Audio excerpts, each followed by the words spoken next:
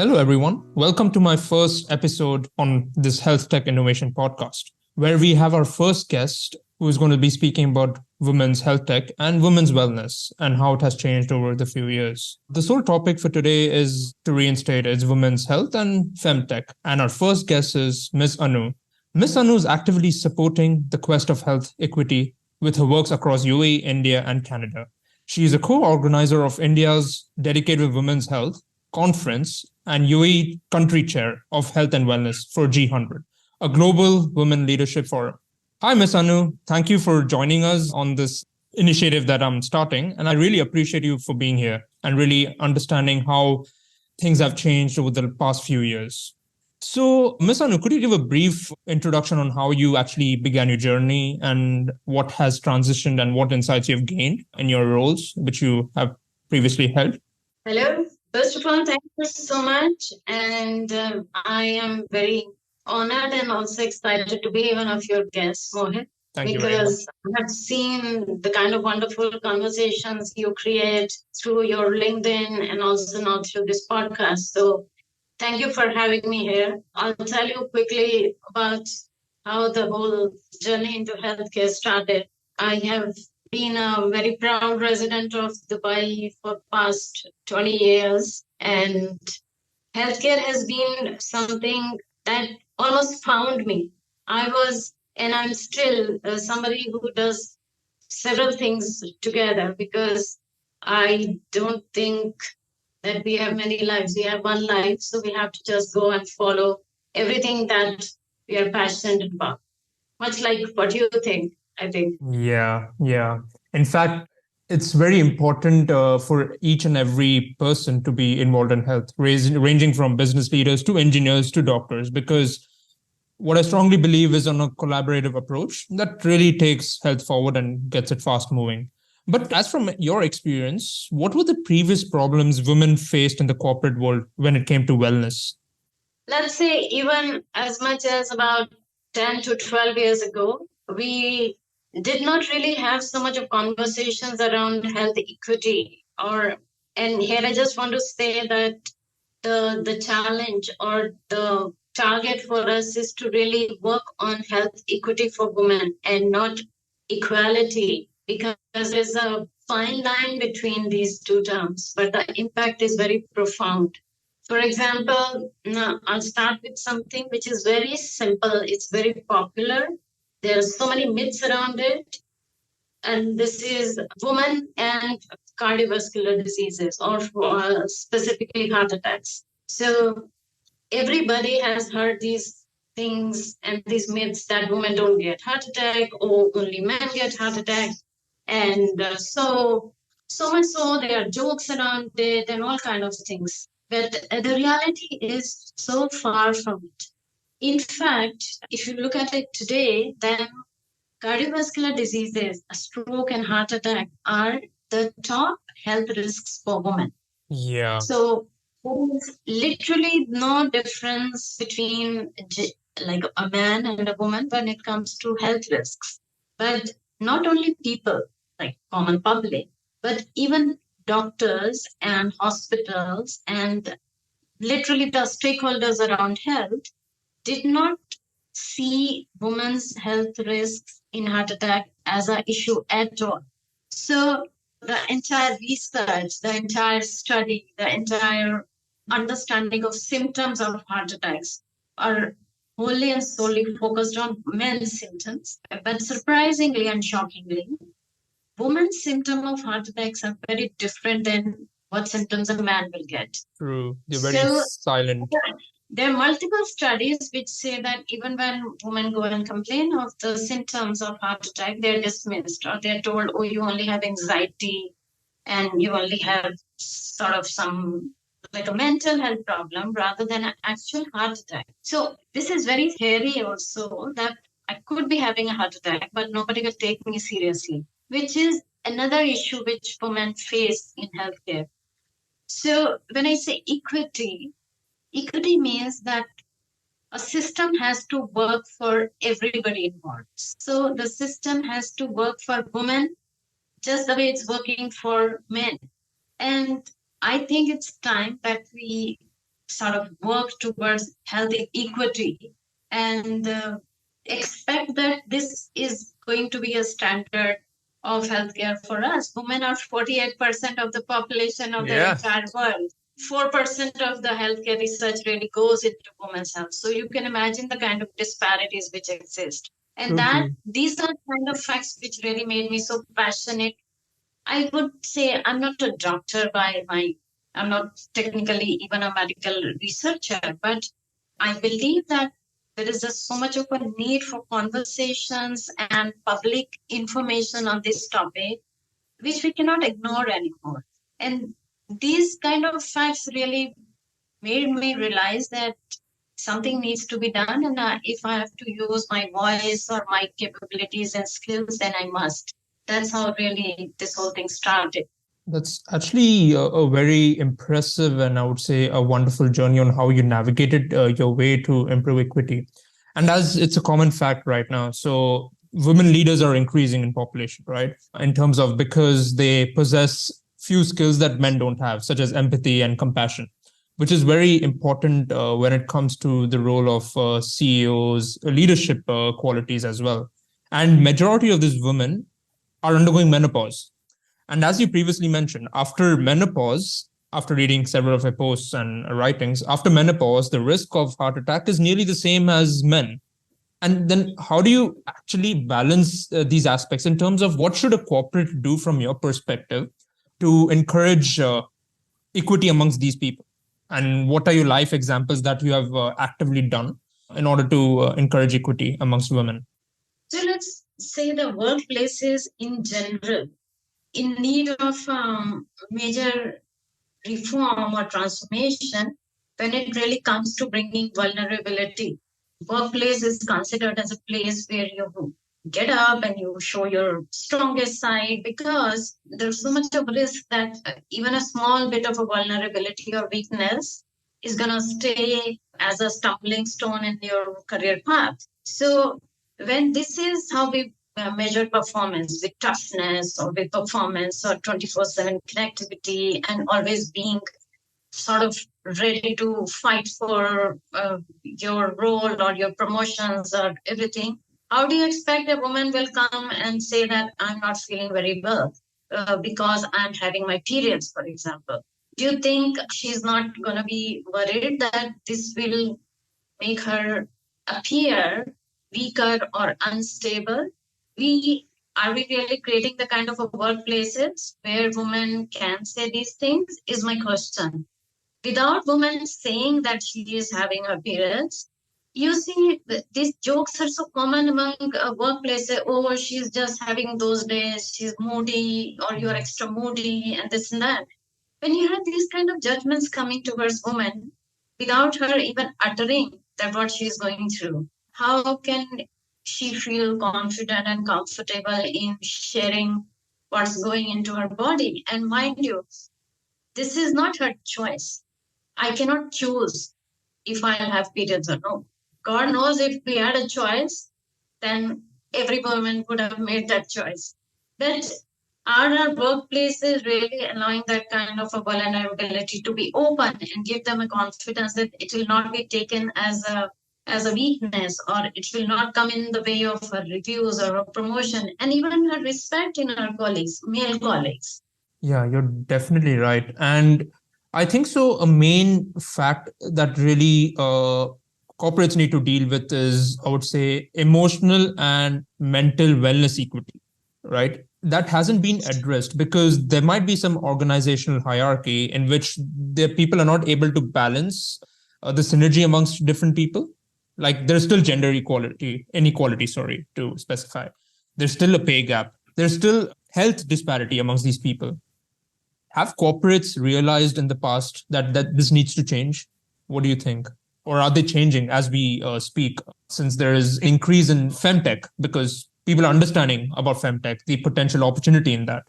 Yes, people are understanding femtech, but only I will not say that it's reached a stage where it's considered a mainstream still. I'm sorry to really break this news to you, but even femtech is considered as a very niche industry within healthcare, despite the fact that it's serving 48% of world's population. That we see that even in the way a femtech entrepreneur would be treated when it comes to investing or funds or at VC levels. And there are documentary studies which say that a woman founder would be definitely treated very differently than what a male founder will be. And I don't want to go into all those because this is obvious. Everybody knows these. But corporates definitely have not realized that, or at least have not put policies which allow a woman to come as a woman. Women, when we are working, we we are in this quest of proving that we are equal to men. Okay. All the women, my generation, who are in like the late 40s, we never had the privilege of going and saying, I need 4 days off because of I'm having periods. We never thought that we could say it and get, because the next thing we know is that we are told that, oh, but this is discrimination. And I'll give you a real example. Actually, there are some companies who have very recently started offering period leaves as a policy, and there's already so much of controversy and conversations which say that this is discriminatory to men. Now, how can it be discriminatory to men when men are not even having periods? If everybody was having periods of 5 days a month and leaves were only given to women, then definitely it is discrimination. So a thing like this, and mind you, even in the rare case that a company has actually put period care as a policy, very far and few women are actually availing it because they'll be judged and they'll be punished for taking this. When it will come to their peer reviews or even their annual reviews, all these things will be taken into consideration. Yeah, I believe it's high time for companies to realize that. But what are your thoughts on workplaces being designed to accompany comfortable working environment and women undergoing periods during that specific time rather than approaching a period leave? For that, somebody has to really understand how it works for women. I mean, as much as 30 to 40% of the women face acute health conditions. I'll take my own example. I was not able to eat for entire 3 to 4 days in my periods because nausea will hit me. I will have really, really bad headaches and also cramps, as in tummy ache. Yeah. And did I ever thought that that's like a reason enough that I could command 3 or 4 days leave every month? I never felt that. And I don't think anybody would have given me that. And the long-term consequences of a woman having this pattern of taking 4 days off every month, her career will be over. Okay, I'm talking of all the women who have been now in their 40s. Do you think 20 years ago we could afford this luxury? Even today we cannot. Definitely. So the point is that no amount of painting my desk pink and putting pink balloons on that is going to really solve this problem for me. And this is what happens. Organizations have taken the idea of doing this token sort of woman's thing, and you'll see everybody painted pink on 8th of March on Women's Day. But then what about 364 days of the year? Nothing really takes place. Does any company actually have taken the proactive measures that they will put it in the contract of a woman that we understand that you will go through periods for every month? For at least 20 years, yeah. Giving you this liberty of designing what works for you in those few days, and we will not punish you in any ways. Either through behavior or through reviews or through feedback or just by I guess I'm not saying it's easy for workplaces. It's not an easy thing. Of course, you have men working there, you have women working there. The entire society is thinking it's no big deal. Companies are not isolated from the society, but the thing is that especially when it comes towards senior management. As women are rising into their careers, they are getting pregnant. They require maternal leaves. They need pregnancy. Then they come back. Then they have menopause. So there's no easy answer to this. But the point is, have companies started to realize that they are in real danger of losing women, dropping out of workplaces because they do not want to suffer so much on account of being women. And this is their biological truth. They cannot really do anything about it. Yeah. And in your years of experience, what femtech startups have you come across that really address these key issues, starting from the basic physiology of periods towards the basic physiology of menopause, and even addressing wellness issues that women suffer? If you can give some examples, or where is the trend actually moving? Is there a good trend, or many of them are failing because they're not understanding the problem itself?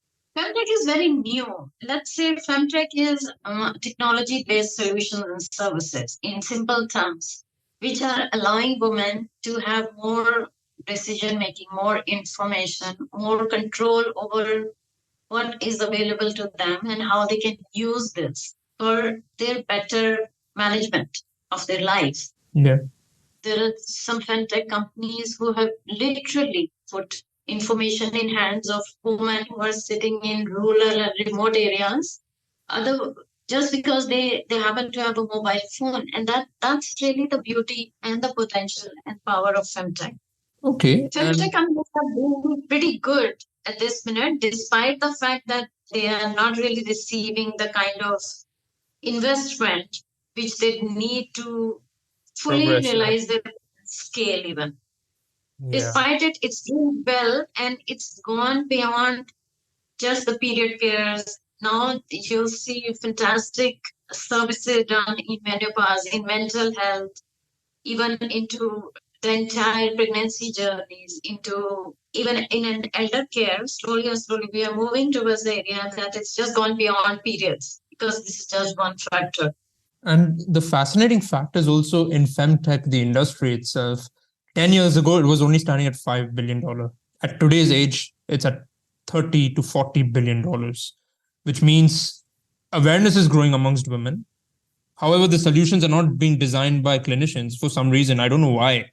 And this is very disappointing because, example, Flow is a very good application. It's designed by a designer. I mean, I don't think so. There is a clinical solution yet for femtech itself as of now. And that needs to be addressed in order to achieve better outcomes, right? So, what are your thoughts on this? We know the industry is growing rapidly. I mean, even in traditional, forget femtech, entire healthcare, no clinical trials were done on women till only about 20 years ago. So if you're expecting that femtech will come with a magical solution to all the problems, that will be very unfair. But the advantage femtech has given is literally the access. Yeah. And ease. Yeah. Yes. If you think of a woman who's sitting in a country or a culture which is very traditional, where she really cannot go on her own and take a decision about any of her healthcare problems, this is where really femtech is helping. So from an equity point of view, it's definitely putting the power into women's hands, one step at a time. But when it comes, as you rightly said, femtech is designed by femtech companies, but more and more companies are now collaborating with researchers, with healthcare providers to really take that whole journey. For example, in my conference, which is coming in India now, we have a fantastic speaker, Dr. Madhura from PEPI. Yeah. PEPI is doing literally an entire journey of women's health. So, and this is just one of the examples, but it's not leaving you somewhere. It's almost like a wellness journey you take, and it takes you through different phases of your life, whether it's periods, whether it's pregnancy, whether it's maternal care, right up to menopause and beyond. So I would say there's some smartest of the brains working in Femtech right now, and they're realizing the gap that you had mentioned. And some of them have already started to look at how they could really use all the data and insight they're receiving out of their users and put it back into sort of creating some more innovation and partner with the organizations in Yeah, healthcare yeah. because they both need each other. Yeah, yeah. I think so. A good healthcare is a very good intersection between healthcare itself, that means treatment, with along with wellness. That's when it becomes holistic care. And as you mentioned, some of the doctors are actively working to design the whole wellness journey from the day a woman hits puberty till the end that hits menopause. That's like a 50-year, let's say 30 to 40-year journey, which is pretty long. And It is 50. Because women are living up to say 60, 65. So, and let me just also say this that women beyond their reproductive health are human beings. So they have a life. We are not looking for healthcare only for a reproductive health. We are also looking for healthcare for other things, or non-communicable diseases, diabetes and cardiovascular diseases, osteoporosis and mental health and bone health and everything else. Femtech is not only limited to reproductive health, thankfully. This is one thing we are very optimistic about, that more and more Femtech innovators are realizing that women are just not like baby making machines and they have to only take part of the baby making side of your life, which has unfortunately been sort of the tradition so far. yeah, that was the primary thought back in the Stone Ages. But now I think so, things are changing rapidly. And it's very blissful to see people like you, especially on board, are, and even massive companies, they're actually gearing towards femtech. It's all about a combination of awareness, collaboration, insight, understanding where women's actually face, right? And also very good wellness programs. I don't think so. They're very good healing programs that really exist amongst for women itself, apart from the traditional yoga. What healing programs would you recommend, or what do you personally practice to actually improve your general well-being and overall well-being? Healing is something very interesting as a modality because only till recently people didn't believe that it's a science. There is a science behind healing, or sort of the Eastern traditions of yoga or healing, or even Tai Chi for that matter. But recently, even science has discovered that the future of medicine is sound. So the sound therapy that you see, which has become actually now quite popular, it's not some mumbo jumbo. It's there is actually something in that. Very interestingly, the science of genetics have started to do pretty well in this because epigenetics, the science of genetics and environment, actually has recognized that meditation is a very, very positive and credible practice for keeping your DNA healthier. Yeah. So it's no more just that feel good factor or some like mystery or something. So healing has actually, I'm very happy to report that healing has acquired loads of credibility. There are loads of science behind which we can go and show to people. I'm a myself a theta healer, Okay. and my whole journey started when I realized or started to learn that quite a lot of our diseases manifest in us because of suppressed emotions and the way we are dealing with our emotions and the way we are dealing with our feelings, or rather the lack of it, because we're never trained into dealing with our emotions and feelings. Mm-hmm. Have you ever attended a class which said, "Mohit, this is how you deal with No. sadness or your Yeah. happiness or Yeah. I think so. I slightly understand there might be some scientific correlation between meditation and healing and overall health itself, improving health. It eventually decreases stress. Maybe it can modify epigenetics because stress causes epigenetic changes. Who knows what the real cause is? And although scientifically there's no correlation, but there might be causation on the effect of meditation on overall well-being. I mean, it improves cardiovascular outcomes, it improves anxiety, it improves sleep. So why not just implement it in our daily practice? That's a very simple rule that people should, I think, so master how to follow. What are your thoughts? If I'm wrong or right. Let's not say that okay, we don't know the credible impact of healing sciences on it. Probably, okay, I'll talk about it because I happen to work with some fantastic epigenetics experts, and there is credible information that meditation, diet, sleep, and exercise can actually work on your telomeres length. Now, telomeres are those caps on your DNA, which decreases with age and with stress and all the bad food that we keep eating and inactivity and everything.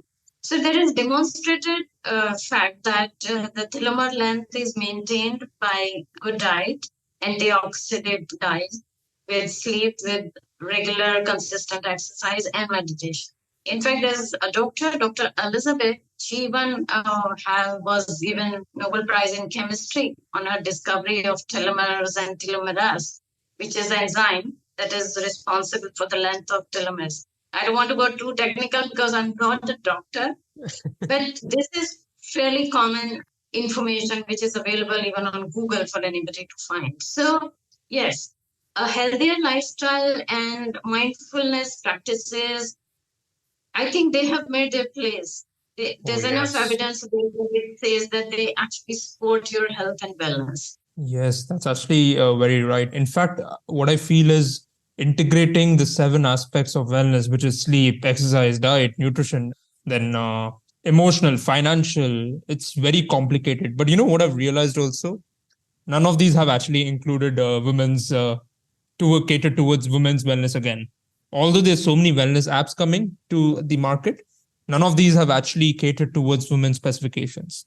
But I work for this startup called Prana Wellness, which exactly does the same. It caters to women's wellness and it has taken several variables to really integrate into every aspect to synergize and personalize your journey. It's very interesting how the journey has unfolded when I was helping Prana develop its own user journeys.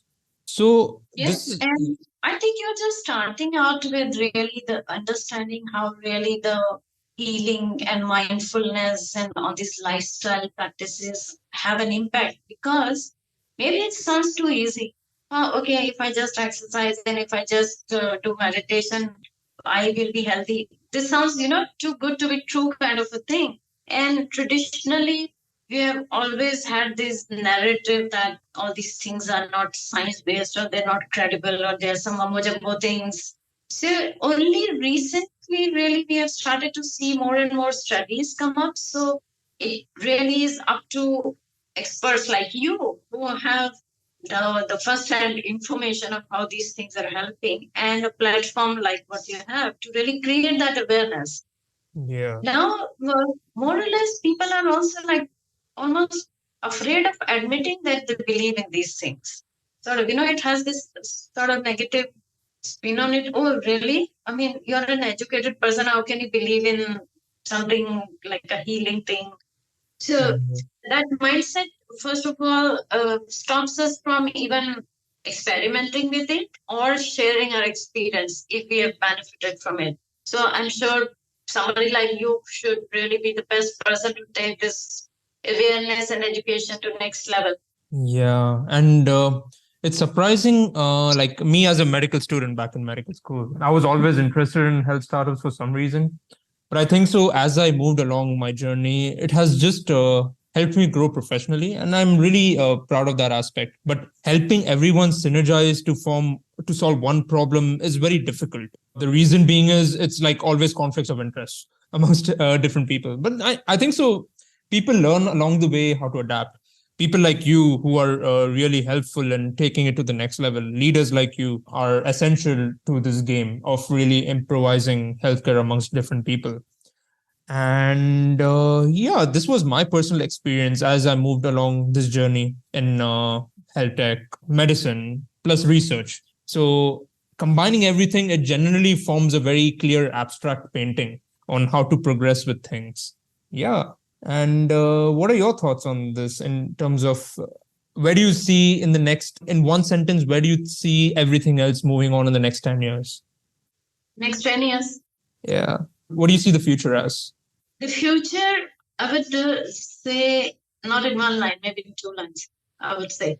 As the women are rising in their sort of decision making and also economically, that's really the key to having more awareness and understanding.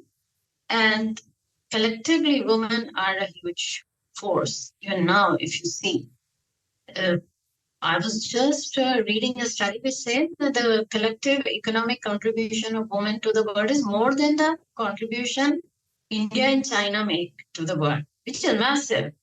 Yeah.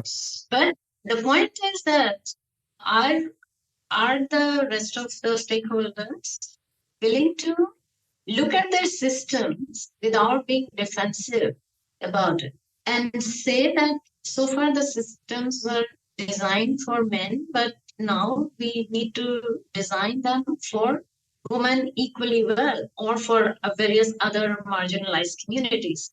I think that's really the future will be where the real change comes from a systematic change, not by me sitting and talking about it. That is the change which I think has started slowly, and that's really the way I feel next 10 years will be. So it will be a revolution, not really a very slow evolution. Yeah, you're definitely right. It's actually wonderful and interesting what you have brought on the table and what you have done, improvising on health equity, becoming a leader of a corporate forum which generally addresses women's health issues. And I really appreciate that you joined this podcast to really share your deep insights into various aspects. What are your final closing comments that you would really suggest, and where should leaders really look forward in the right direction? What are your thoughts on this? First thought is that I think all the stakeholders involved, be it corporates, hospitals, healthcare, policymakers, I think they have to accept the fact that women's health is not a niche. Women's health is an issue of 50% of the entire world's population. And every decision that is taken or every system that is created has to consider this fact. You cannot create a system only thinking of men. Or let me just say that there's nothing like anti-man or pro-woman in this. It's just a matter of pure equity. Yeah. That's really my final thought, because it's unfair to expect that women will have to do something to make this imbalance go away. Women are already doing their best against a system which is not working for them. Yeah. That's my thought. That's definitely true. And what would your advice be as a young physician for me, who really wants to make a difference? And which direction should I look forward to, and which direction should I take eventually in the future to come? In future, I will say what I have followed. Follow your heart. Well, It's absolutely right. Your heart will tell you the truth, which nothing else will tell. I have followed it all my life, and this is what I'm going to suggest to you and to everyone else. Yeah. We know, humans are very intelligent. Our soul and our intuitions are very, very intelligent. Mm-hmm. And probably this is what my healer side is talking now. Yeah. Allow your heart to show you the way, and we are good. That's wonderful. Thank you, Miss Anu, for really joining this podcast. And I really appreciate for you for being here. And I'm really impressed by whatever you're doing in the health tech sector regarding in terms of wellness as well. How improving equity is the first step to really delivering appropriate health amongst different populations, and subpopulation itself is very important. And you have managed to do it so well so far. And I'm really interested to know, or I would say I'm inquisitive to know where in the next 3-4 years, what changes you will bring in terms of the industry at the rate you're moving forward. That's really wonderful. Thank you so much, Mohit. And it's been a pleasure. And thank you so much for creating this platform and this powerful conversation. So I wish you all the best. And I want to thank the listeners who have been listening to us. And I hope it was all interesting for all of you. Thank you. Yeah. Hopefully the listeners should be interested because we have Miss Anu on board. But yeah. Thank you so much. Thank you so much. Really appreciate it. Goodbye. Bye.